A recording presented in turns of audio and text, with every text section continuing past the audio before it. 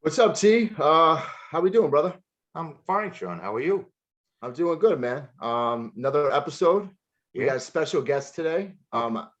Honored, happy. I've known this guy for 30 years.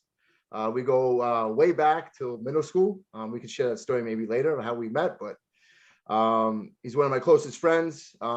He now resides in North Carolina. I would like to introduce Dan the Man. How you doing, bud? Lots of applause for Dan the Man. I love it. Everybody's excited for him. Welcome. Well, that was me, but thank you much for having me. I appreciate it. Yeah. How we doing today, man? Doing great, doing great. It's a beautiful day down here in North Carolina. Excited to be talking to my boys. So yeah, having a wonderful day so far. Yeah, you T said it quietly, but welcome to the Gritty Hour, of course. But you moved down to North Carolina, what, 5-6 years ago? It's been about 9. So obviously we're super close, super close. Sean knows me so well. Has it been that long? Yeah, Oh, 9 shit. years ago in April.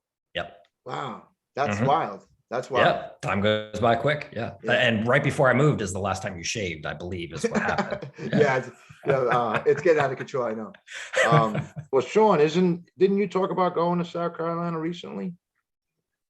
Yeah, and to go see Cassidy this summer. That's the goal. Nice. Oh, okay. Awesome. All right. Yeah. But I've been down to see Dan. For all the listeners, don't let them fool you. I've been about 4 or 5 times down to. It's very true. This is true. I can verify that. Yeah, give or take. So, but he lives in Wilmington, North Carolina, and T. I don't know if you've ever been there, but it's a cool little spot. It's like right on the water. It's a nice little situation he's got going on. We've got a battleship, and Sean has seen it. Yes. Yeah. Nice.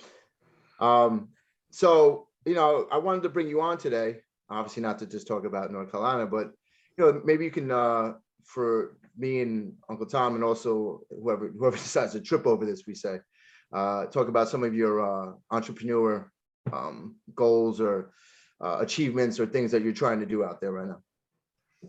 Yeah, sure. So currently I run a digital marketing agency for e-commerce brands. So we help people sell stuff online called Brand Hopper Digital.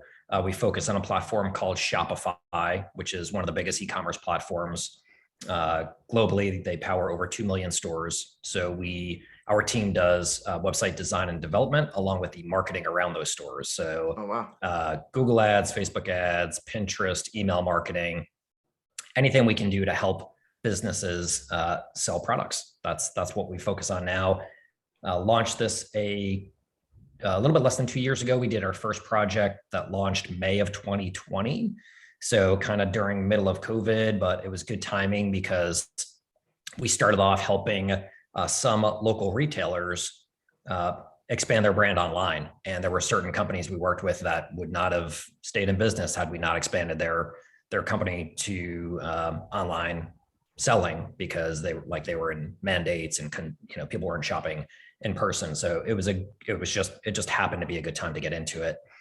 Before that, I still run and was spending more time on an e-commerce brand called Dry Rub, where we sell fitness products. The core product being pretty niche. We sell post-workout car seat covers for people doing CrossFit or triathlon or runners who want to protect their vehicle from sweat stains and all that funky stuff that happens after people work out. So story with that. So when I moved to North Carolina, about almost 9 years ago, after I was here, I joined a CrossFit gym down here. It gets really hot and humid. And after a couple months of working out and doing CrossFit, I realized I would get in my car every day, had leather seats, and the seats were starting to get messed up. So I was watching too much Shark Tank at the time. And I was like, I can build something that would help prevent this, So built some really crappy prototype and showed some friends, and they were like, yeah, this isn't it, but the idea is there. So anyway, one thing led to another. And after probably about 6 months of iterating and honing in on a prototype that worked, moved to manufacturing. Now we sell across the US online, and lots of different types of seat covers, seatbelt covers, backpacks, different things focused on that core audience. getdryrub.com if you are a sweaty mess like I was and want to protect your seats. Before that, RYRB. yeah, GTDRYRUB.com. That's right. If you're into some dirty stuff, you might be looking for something else with that dry rub, but we are purely automotive seat covers and other stuff for athletes. Yeah, Cassidy, go ahead, T. You have a question? No, I just wanted to tell Mr. Cassidy that, we're always welcome to accept sponsorships on the cheap. Oh yeah, of course. Of course. Yeah. Once you guys get to 2,800 people per episode, like this one's going to get to. Well, the last one was, we're a little shy. So I know. You're a good marketer. Yeah. So what's up? I was going to ask, first off, I'm also a client of his dry rub cover seat. I bought them. I still use it to this day, just so you know. I pretty much, maybe once a month wash it, but just put it right back on it does really save your seat. And like, it's so easy to put on. I'm not trying to help them sell it, but I'm just being honest. Like you literally put it on the head of your seat, it just drops down and you're in. And it's comfortable to sit on.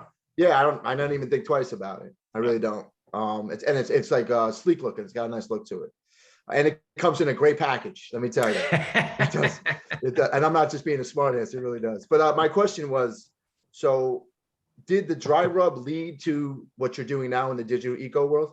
Yeah, for sure. So was in e-commerce, and so e-commerce is really cool. So so before launching Dry Rub, I was purely digital. Had an online information site where it was sort of an online magazine where we would share like health, fitness, success tips to people, purely monetizing it through digital advertising and some digital products.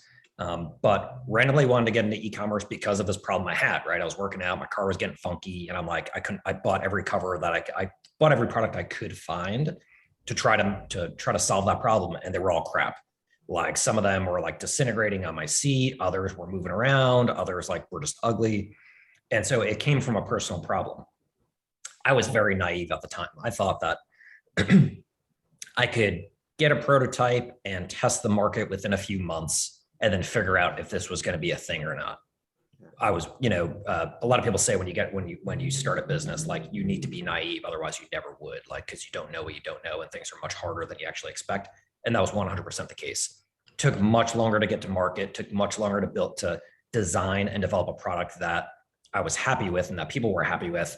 And then all of the different parts of product development can be very challenging. So from manufacturing to operations and logistics to shipping and fulfillment, there's a lot of different steps between when you order a product online, between that person who had the idea or concept for a product, between that point in time to that point when you actually place an order online and receive that product. There's so many steps that have to be made.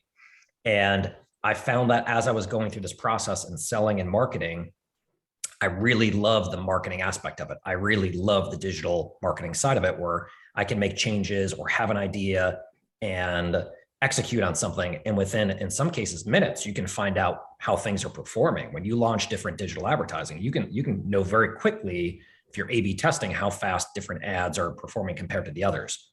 What I did not like was the logistics around manufacturing and product development. So for example, we were creating a new product a couple of years ago. It was a spinoff of one of our seat covers. And between the time we actually had the idea to the time we received the product in the US, because at that point we were manufacturing in China. We started in the US, but then moved to China. It was a year. And when we received it, the product was wrong. So just in terms of like my patience and my, I'm sure I got some ADD in me. I like to see things happen quickly. I like to move fast, and to have all of this effort and work put in design, development, all these things, you get in the manufacturer's hands. You have to find a manufacturer who's good, who believes in your vision. And then you move to manufacturing. They have to order materials. They have to literally cut and sew the product. That's months and months and months. Then they put it on a boat. Once it's on a boat, it's shipping for a month. Then it gets received. And then after all of this time and effort, you get it. And you're like, yeah, you guys got something wrong. To start over, that's another few months. Yeah. So I realized over time, like I didn't want to do that. But I did find I really liked the marketing of an e-commerce brand. So that's when I was in a community of other e-commerce brand owners and hit a few people up and said, hey, I'm doing this thing on Shopify. I'm looking for some case studies and to help some other people out in case people need it. And connected with a few people and work with some people at just sort of like, it was sort of like, hey, if you cover my cost, I'll kind of do some stuff for you. And then I'll share the story of the results we got. And we got some really good results out of the gate. And I was kind of hooked. I was like, I can make changes super fast. This is stuff that I was good at. And I didn't have to, like, if there was a mistake that was made, I didn't have to wait a year to fix it. We could fix it right away. So for sure, having that e-commerce background led me into what I'm doing now. And it's really good because it allows me to connect with other e-commerce brand owners because I know their pain. When they talk about manufacturing, they talk about operations, or they talk about customer service, like I've been there. So it's definitely helped. And I think that's, important for everybody. When we look at anybody's life, when you achieve certain goals, it's not a line like this. When you start out, you're not like, hey, I want to get to here, and you're going to get there through a straight line. It's up and down and left and right, and you're curving all over the place. And hopefully, if you put in the time and you put in the work and things work out, you're fortunate enough you can get to the place where you want to be. But it's not like a direct line. You have to go through lots of ups and downs to get there, and that's definitely been the case with where I'm at now. What I was thinking of when you were describing that was the words mother of invention. The mother of invention was you wanted something on that towel product and couldn't find it. And that's what made you decide to sign it. And then all of a sudden you're in a new, you turned a corner on a new window of opportunity just from that. So it's pretty exceptional. Yeah, for sure. Yeah. Lots of people say, you can, it's hard to build a product for a market that you don't understand, because then you have to do lots of customer research. You have to understand who you're selling to. And so you have to get in the mindset of people. A lot of advertising comes down to copywriting and connecting emotionally with people. And if you don't understand that market, if you don't understand that demographic, it's good. You have to do a lot more research. But if you're the potential customer, it makes things easier because you kind of know what you want. Well, Shawnee Boy had mentioned before you came on that you did have a history with digital marketing, did you not? Yeah. So before running this e-commerce brand, I had a content marketing business where we created online content. It was an online magazine called inspire.com. We focused on kind of inspirational content to help people be better. So we focused on tips on success, health, fitness, wellness, nutrition. And we had a panel of experts across the US who were just experts in their field, and they would create content for us. And what we would do from there is we would monetize our content through digital advertising, along with through some digital products. So we would do video courses. For example, a buddy of mine is one of the, he was one of the youngest kettlebell instructors, Russian kettlebell instructors in the US. And really smart guys, kettlebell, so all kettlebell fitness. So those Russian kettlebells, it's like a big old sort of iron ball with a handle on top. you And throw them at going each back, other. what's up? You just throw them at people. Yeah, that's it. Light them on fire first, and then throw them at people. But no, this guy, Pat Flynn, actually was really smart guy and very good kettlebell instructor. So we built out an online course and then sold that. So we were monetizing the site both through advertising and that. And prior to that business, I was working in digital marketing for about 8 years. My brother started the company in 2000, 2001. I joined up with him a few years after he started it. And the business, we sold online advertising to Fortune 500 advertisers. And then we would package those ads and run them on some of the world's biggest publications, USA Today, Fox News, ESPN, ABC, NBC. We would layer on a lot of technology and data to match the right ad to the right person at the right time. Wow. And so this is early internet advertising, a lot of banner ads and a lot of pop-ups back in the day. Was that pre Google AdSense and other like commerce? AdSense was early stage around that time, but it was around. Yeah. So because Google kicked off, Google was mid 90s, right? And AdSense, I don't remember the year that it kicked off, but so back in the day, AdSense in particular was just text ads and text links. So a lot of top media companies didn't want AdSense because it didn't look as good. So sometimes the click-through rates, sometimes the payouts would be pretty strong, but they were focused on user experience. And Google AdSense back in the day, they didn't look good. They looked a little rough. So companies like ours would monetize that space with nicer banner ads, led by creative teams from very, very large advertisers, T-Mobile, Verizon, Citibank, all the US automakers, some international automakers. So anyway, have been in marketing or digital marketing for most of my career. Yeah, I didn't realize, obviously I know your career trajectory to a sense, but I didn't realize it was for the last 20 something years. Because when I hear you talk now, I'm like, wow, he's super, like, you're very knowledgeable about this topic, which makes sense. And then now you put all the pieces together. But what it really stands out to me, Dan, is like, which is, you always, every new type of entrepreneur business you were trying to start led to the next thing. For sure. And like, I think that's a great message. If anyone who's listening to this at some point, like, just like the first one didn't really work out. You didn't quit. You just turned into something else. That turned into something else. And now you got a few things working for you. That's incredible, man. I applaud you. That's awesome. Thank you. Yeah, for sure. So I forget what the stats are for people who start companies, but it's like, it's not the first one that works out on average. It's the second or third typically. And so when investors are looking at entrepreneurs to fund, it's often not their first one. They want people who've kind of been through the grinder a little bit. They want people who have who've learned grit. Experience, right? So I'll tie it back. You want people, who've experienced some setbacks and moved on with it. And yeah, my first company was like, it was, put tons of effort, this big public online thing, and not as successful as I wanted it, for sure. Next one, e-commerce brand, like, have had some success with it, but all that stuff has led to where I'm at now, which is like, I'm confident this is what I should be doing. And it just took me a while to get to that place where I'm now at the point where, like, this is it. Like, this is what I should be doing. We're humming, like, we're moving. So yeah, I think it's like that for anybody, right? If you're in education and you want to get to a certain level, you might have to bump around a little bit, and maybe you're a teacher, maybe you do some other stuff, maybe you become assistant print, whatever, like, but to get to a certain point, you've got to go through the grinder. And like, no matter what you're doing in life, whether you're an athlete, whether you're a teacher, whether you're in business, like, because it's about grit, like, that you've got to learn that. You've got to embrace challenges, and if you're looking for a quick win, life's going to be hard for you if you just want an immediate, quick thing. And I think we've all, lived enough and experienced enough where we're aware of that. If for people who just want like a very quick thing, I'm going to go sell crypto and I'm going to be a billionaire in 2 weeks because I saw a TikTok video on how to buy and sell crypto. Yeah, it's going to be a hard life if you think that's what success is. Yeah, that's not reality.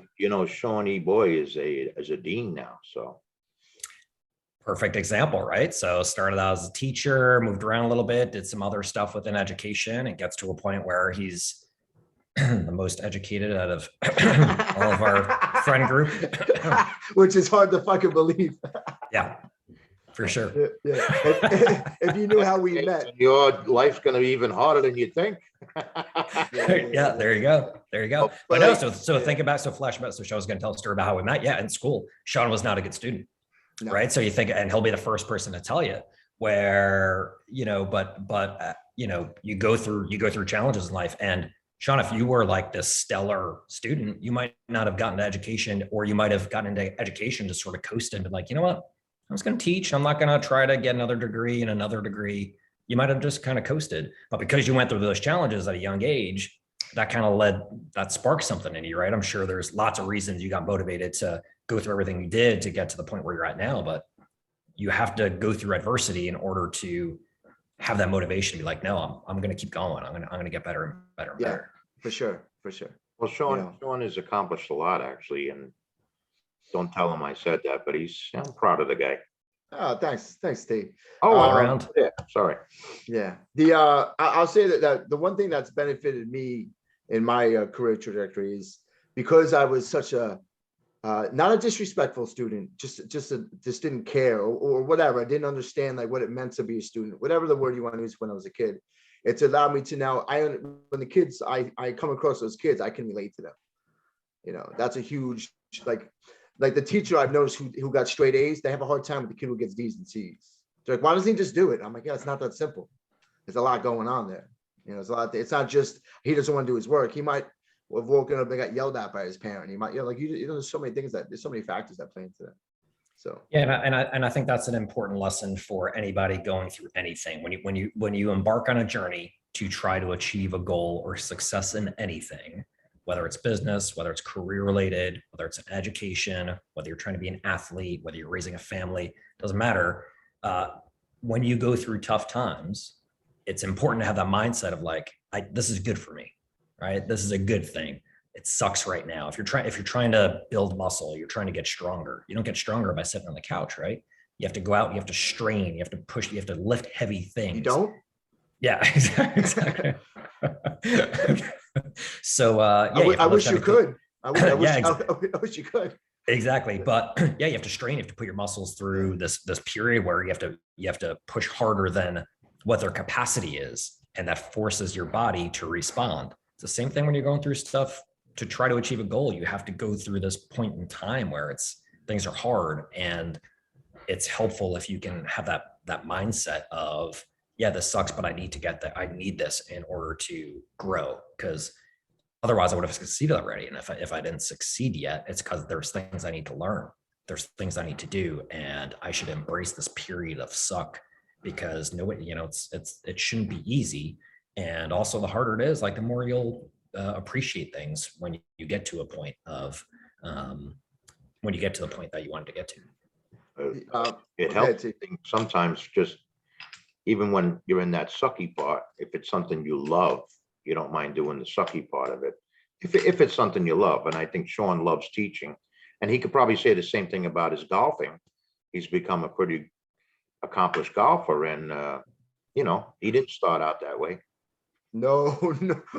First time I ever played golf, I was like, what is this? Swinging with a baseball swing at it, right? Yeah, exactly. So I hit the stick with the ball like baseball. Is that the way it works? My friends were like, please stop playing with us. I was like, all right, I guess I got to figure out how to play this. But there's a league of the road. So go ahead. I'm sorry. What's up? No, I was saying you grew to love golf. Yeah. Oh yeah. That's my escape. That's what let me get away from everything. The movie A League of Your Own with Tom Hanks. Have you both seen it? There's a great.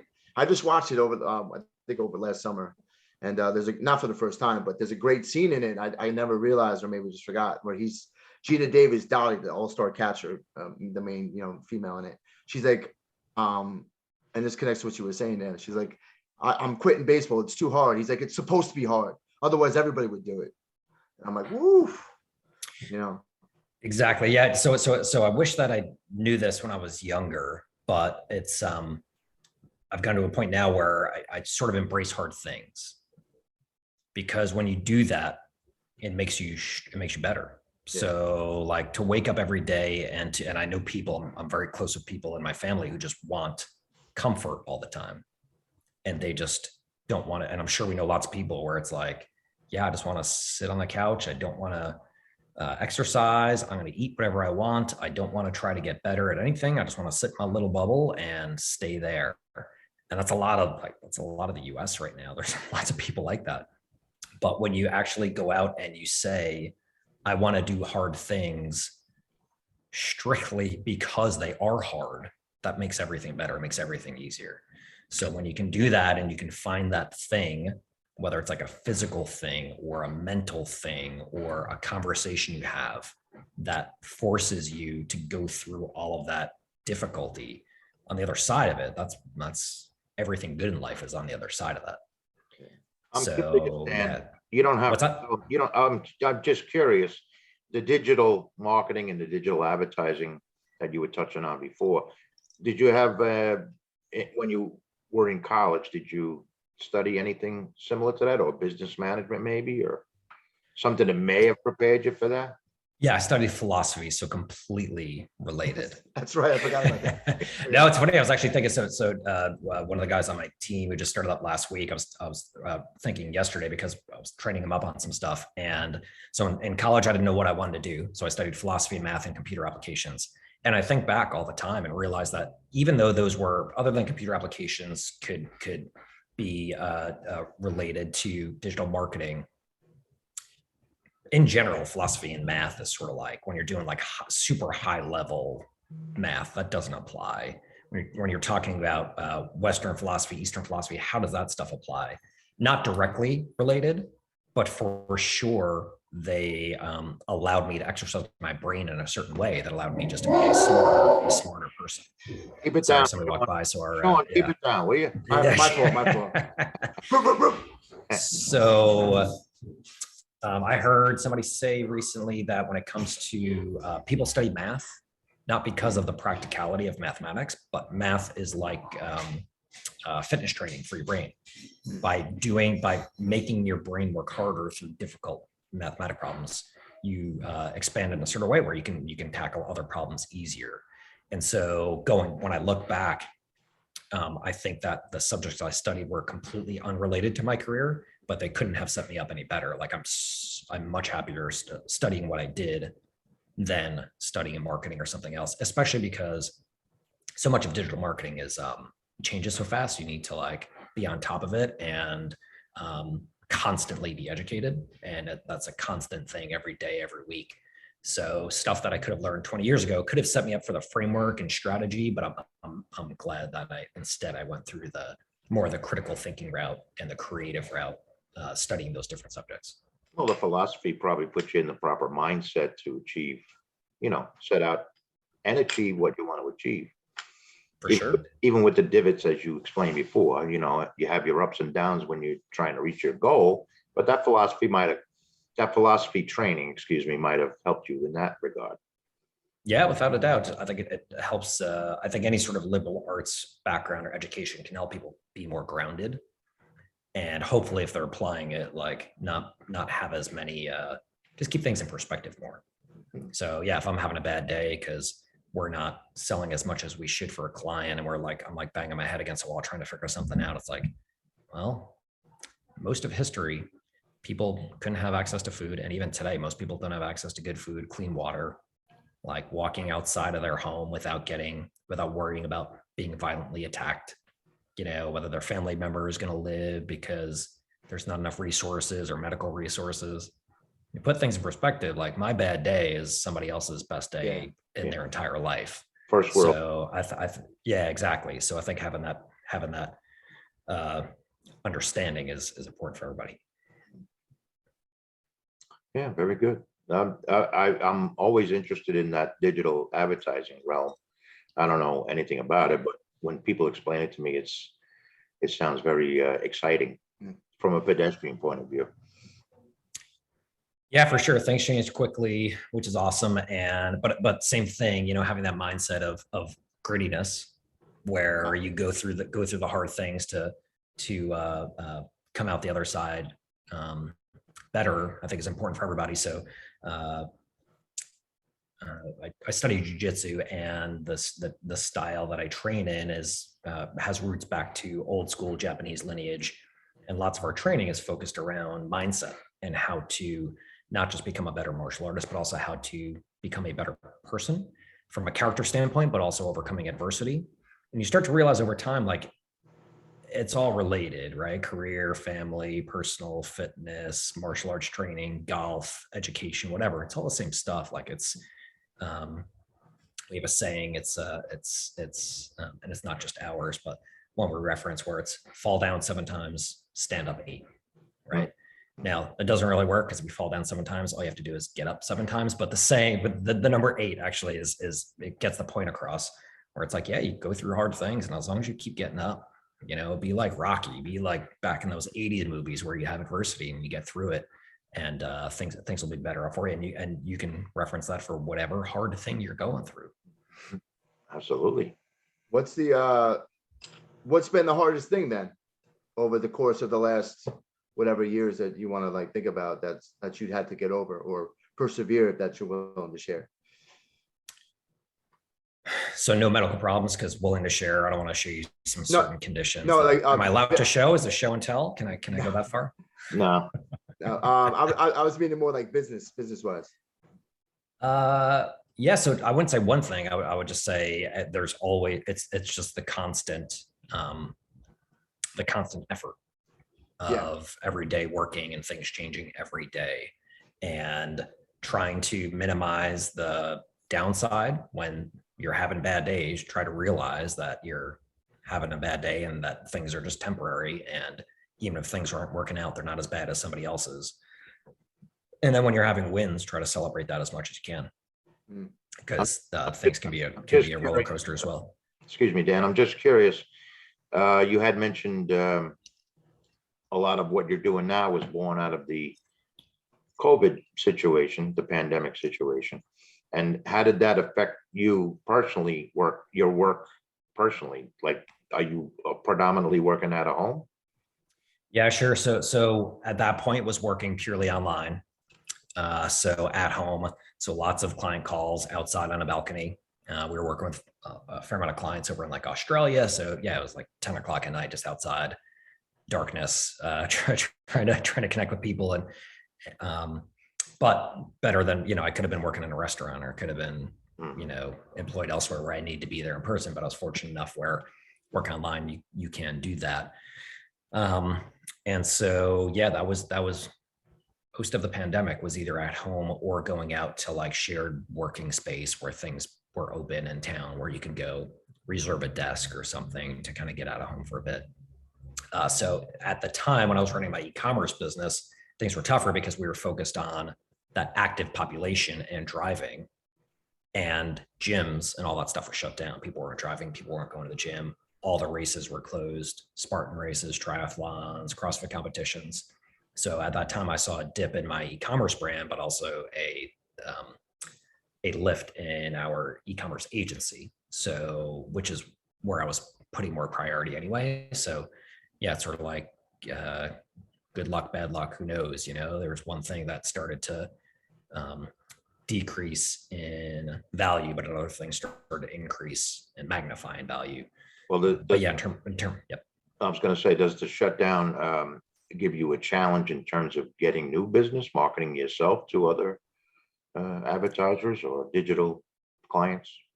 So if anything, the pandemic has expedited the rate at which e-commerce has grown, because people were not able to shop in malls or even go to supermarkets or anything else. So online e-commerce grew a ton over the past couple of years. Now we're starting to see a little bit of a slowdown, because as we're coming out of this, people are starting to shop in store more. But e-commerce over the last couple of years, depending on the category, has exploded. So it actually was, even though I was looking to get into this before COVID was a thing, I was kind of thinking through, this is kind of the natural progression. The pandemic definitely expedited e-commerce. So it's been a good thing for e-commerce. It's been a good thing for digital marketing, and it made us push some technology ahead of where we would have been. So like having a Zoom call like this, the three of us might not be on a Zoom call if the pandemic did not happen, because Zoom might not have been as big of a thing, or we might have been talking about, hey, let's talk on the phone, or hey, let's try to meet up. But now, I mean, how many people every day are like, oh, can you hear me? Can you hear me on the Zoom call? Are we recording? I mean, like that's 4 times a day for me. That's an excellent point. Yeah. The verb zooming, right? Oh, we're zooming tonight. Like, it's a verb now. I'm sure it's part of the dictionary. If it's not, it's coming. But like, yeah, like Zoom, like no one knew, like, I'm sure, I shouldn't say no one, but the average person didn't know what Zoom was until, but like, I mean, I'll be honest, within a month of the pandemic, like Zoom just, I mean, it became such a quick cultural like thing, a part of life now. Especially in your profession. So many kids were over Zoom or Google. Yeah, I got to see it kind of grow in that sense, because when the pandemic first hit, Google Meets, like I use Google Classroom, and I'm more of a teacher that has everything online, and it's all, and like, so when it hit, like a lot of teachers had to like kind of turn their style into that. So like for me, I was fortunate enough that I was ahead of the curve on that. But like Google Meets was not a functioning service in the first couple of months. It was not good. You know, like Zoom was where it was at, but now Google Meets has caught up. But it was, so I got to personally see how they both kind of like grew throughout the last year or two. You're talking about in the technology behind the service?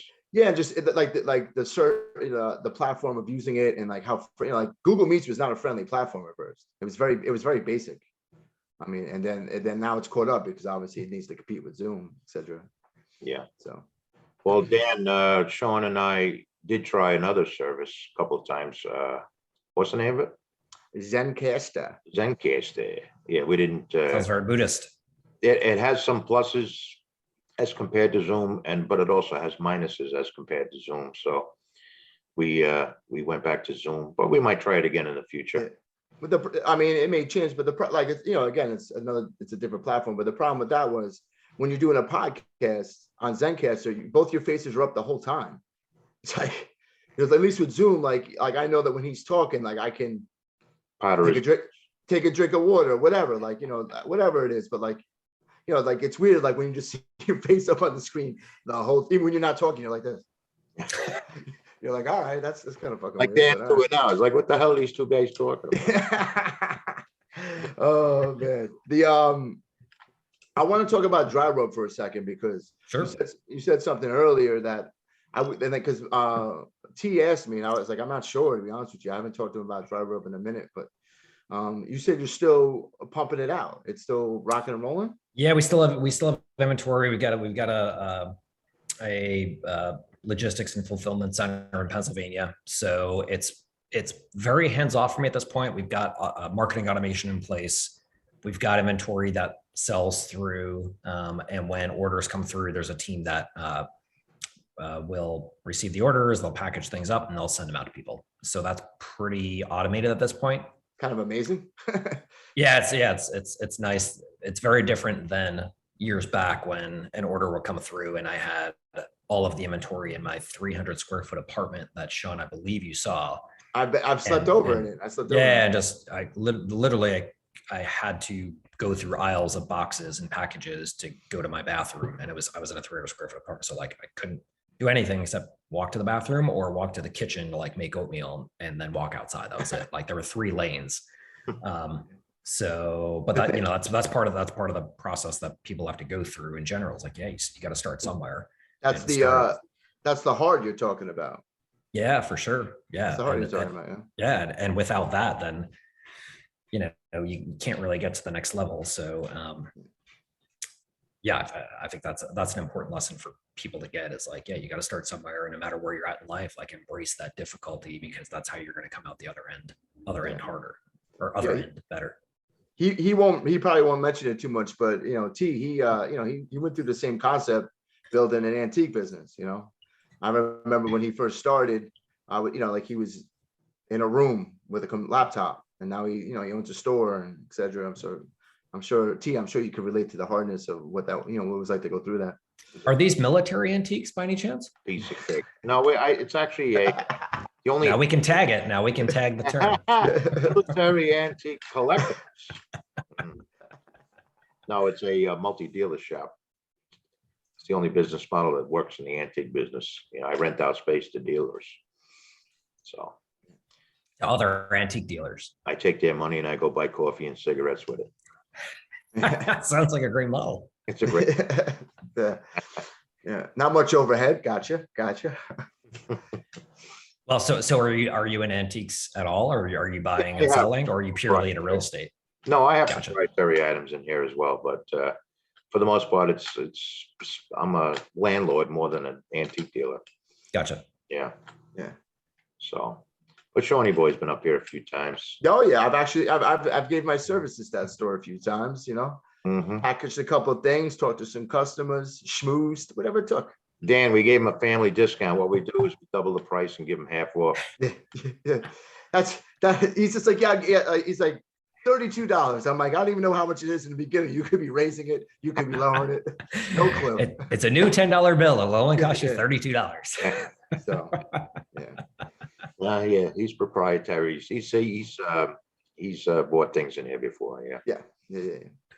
He has a good record collection, pretty good record collection. Yeah, we have Nice. a good section. This is my. So I'll throw it to you guys, not to steal thunder or anything, but it's called the Gritty Hour. So when you guys talk through something that has helped you guys build some grit over the past year or two, that's something that like you went after, something hard that I'll go you first. succeeded in or didn't, but it I'll got you go stronger first from it. because around 2 years ago at this time, we were worried about closing down, and within 2 weeks from February, we were forced to shut down for 88 days. And it's ironic you asked that question because that's similar to you. That's what propelled me in. I started a YouTube page for the store. I started developing an idea for this podcast, and did a lot of when I what's the word? Expanded our website to include e-commerce, just to keep the blood flowing, because 88 days is a long time to be shut down. But I drank a lot more coffee, so But that's to your point, what you were saying before with the COVID and the direction you think e-commerce is going.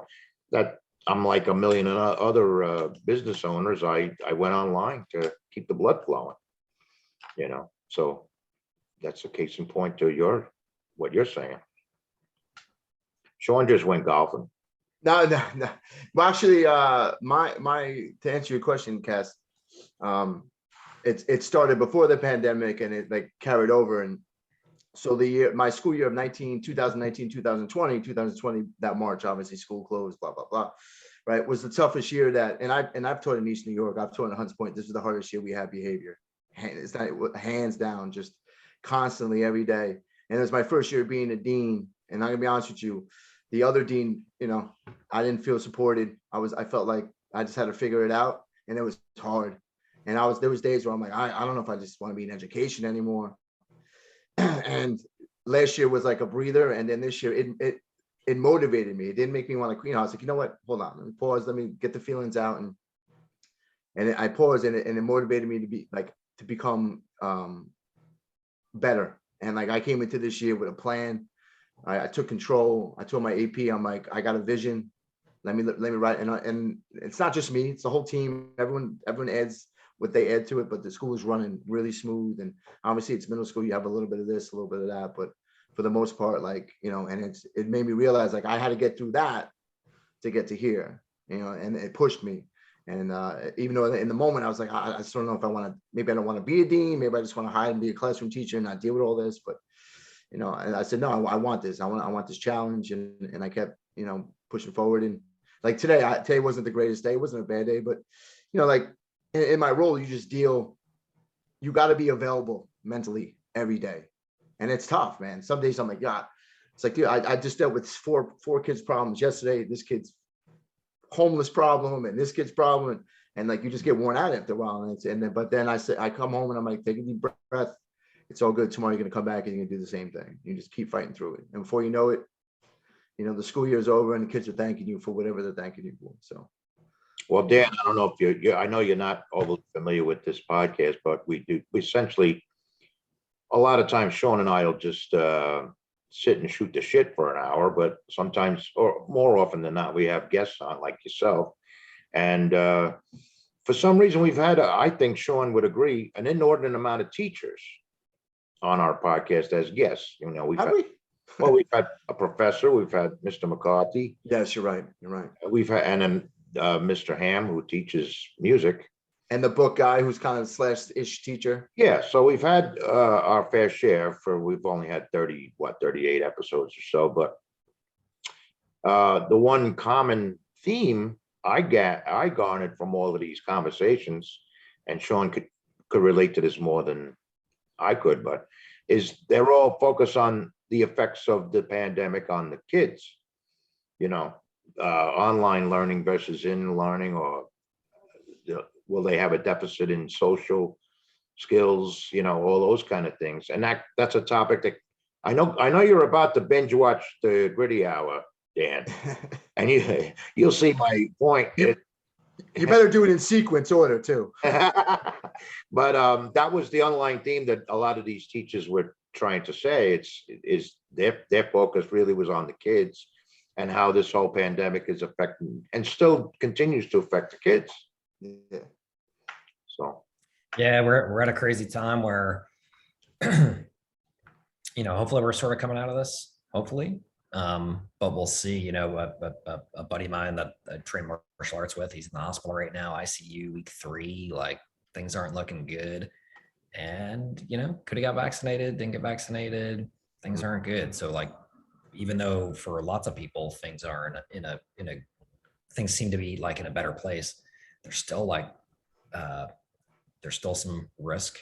Then there's also like, we're in this weird place where it's team versus team, Republican, Democrat, mask, no mask, vaccine, no vaccine. We're still in kind of a weird spot in the US and probably globally where this thing has set us back. In some ways it's put us ahead towards online experiences, but in that regular day-to-day interaction, that's definitely pushed people further away. So plus from an education standpoint, yeah, I don't have children, but yeah, it'd be tough if I did, because for friends and family with young kids, I know it's been super hard. And then as teachers, like, yeah, I can't imagine just having to be the parents for them online and dealing with all the issues that come up from it. yeah. So yeah, it's definitely been a weird couple of years, and kudos to lots of different industries who have hung in, educators especially, because yeah, I've cousins and close friends who are teachers and a dean, and it's I don't envy the position you guys have been in.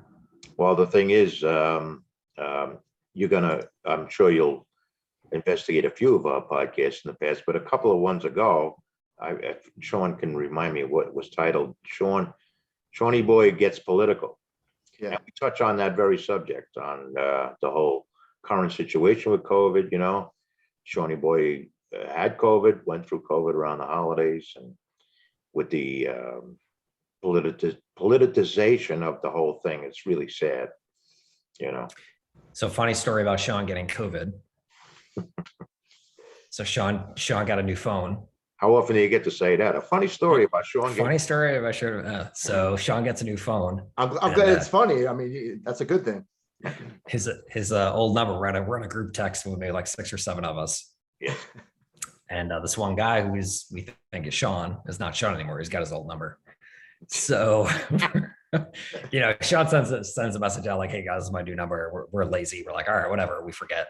So we're sending messages out to this whole text string, and somebody replies like, "Hey, like this isn't Sean, whatever." And we're just messing with them. So we're like, "Oh no, Sean, whatever. Like, we know it's you. Stop trying to like be weird." Yeah. So this is going on for weeks. And then the dude was actually pretty funny and pretty good, because at one point he was just like, "Yes, I don't know this guy Sean, but you might want to hit him up because I just got his test results and he is positive for COVID. So you should let him know." Like, what? Your doctor must have had your own phone number.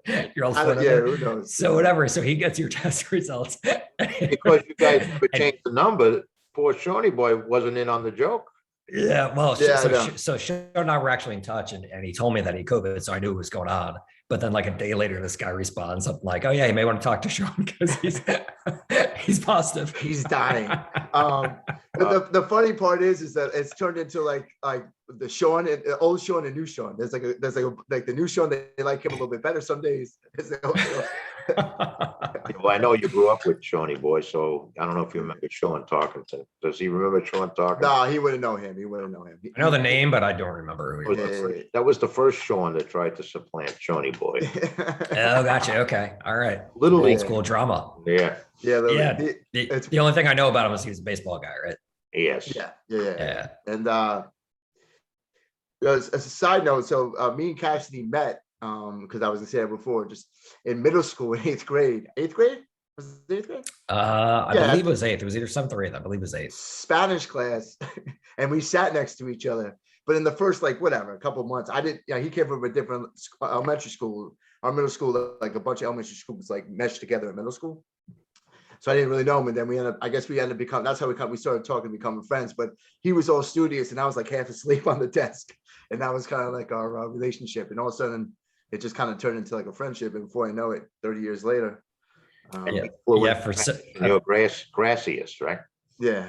That's right. That's right. Yeah, I think for 6 months he was just asleep. I don't know who he was. I never saw him awake except maybe like when he was walking into class if he was late. And then like maybe, Mom, he's lying. Mom, he's lying. yeah, and then maybe the next 6 months he'd sort of wake up a little bit, and we just started like I don't know chatting a little bit. I was trying to talk in Spanish. He was responding in English, and yeah, that was it.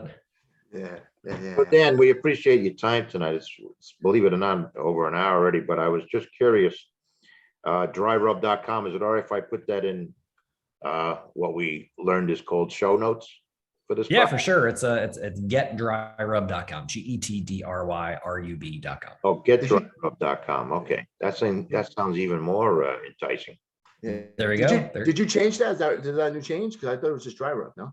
It's been like that for a bit. So Okay. yeah. Is there any other marketing site you want us to employ? If there's any serious e-commerce businesses that want to grow on Shopify that are doing at least 6 figures annually and you want help growing past that, you can go to brand-hopper.com. You can leverage my spirit animal, the grasshopper right behind us, Nice. as inspiration. Brand. Oh, that's a serious grasshopper. Yeah, I just had a buddy of mine commission that. Wow. What is that made out of? Grass. Right. I'll give you It's 100. made out. I'm sorry, T. Go ahead. I said I'll give him $100 for it. No. Yeah, It's made out of. Oh, you said brass. sorry, Right. I meant it's bronze. I got my bees. Bronze. It's I'll give you bronze. Yeah. $120 for it then. Yeah. Yes. So a buddy of mine in town, he's a really good artist, and he sculpts really cool, different pieces of art. And I hit him up a while ago to commission something, and just got this last week, and it's yeah, super cool. So Can I take another look at it? Do you mind lifting that up? yeah, First? sure. Wow, we even getting a full exhibit. Well, Wow, for that's those who are listening to us on Apple or Spotify or whatever, he's just showing a bronze grasshopper that he made. Is that like your business? What would you call it? Business icon? Yeah. So the agency is called Brand Hopper Digital, and the impetus for that was from a grasshopper. A couple of years ago, I was going to a business coach who also was a hypnotist. And so went to him, and after I was meeting with him for a couple of times, he was talking about hypnotizing me, and I was like, all right, let's try it and see what happens.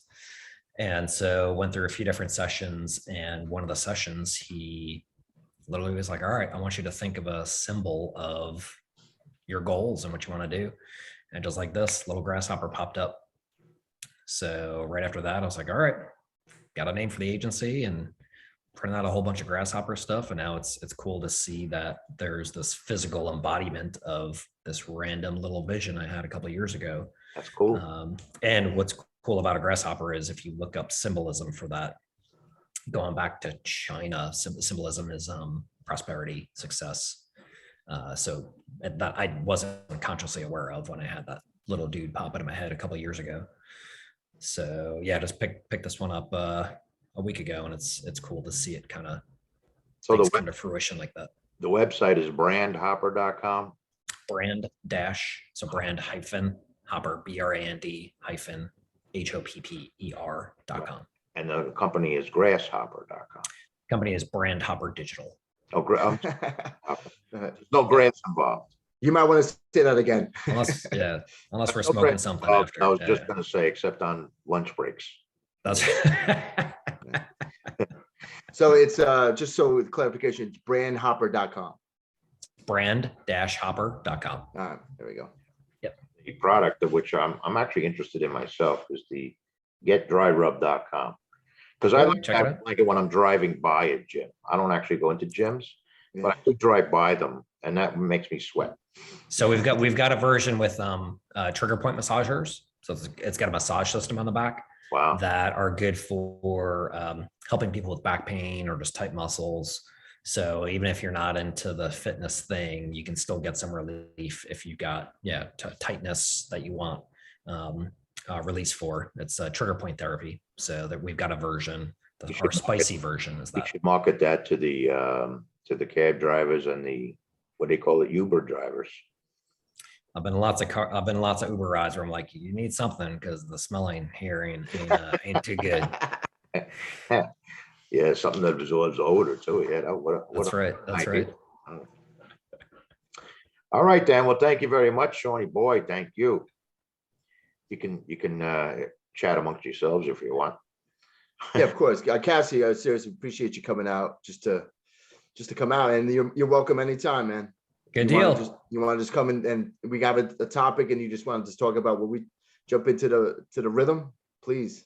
Yeah, we have a thing called Phone a Friend. We can throw you on the phone too. You know. Yeah, sure. Awesome. Do that. Sure. Just give me a heads up because I don't answer. Well, Priscilla, if you call me, I'll answer. But if it's a random number that I don't know, No, it'd be my answer it. It'd be my phone, It'll be cool. We're trying to be your new phone or your old phone? The new Sean would be calling you. The new Sean. Awesome. Before I let you guys go, I got to know, Sean, is that the Batmobile behind you? Yeah, so this is from a Pearl Jam show. I don't know if you can see it clearly. I can't remember when, man. There's been so many, but I'm probably about 10 to 12 different posters from different shows that I took the time to get framed properly. And this one was from Harlem. What's the famous Palace Theater in Harlem? Is it the Palace Theater? Is that what it's called? I believe so. Yeah. No, not the Apollo. There's a different theater called like the Palace Theater. Oh yeah.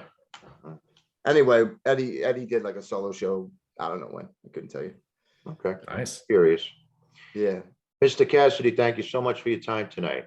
Thank you guys. Great seeing you both. And hopefully we'll see you back on the gritty hours soon. Keep it gritty, my friends. All right. Take care, John. All right. We'll see you guys. All right, boys.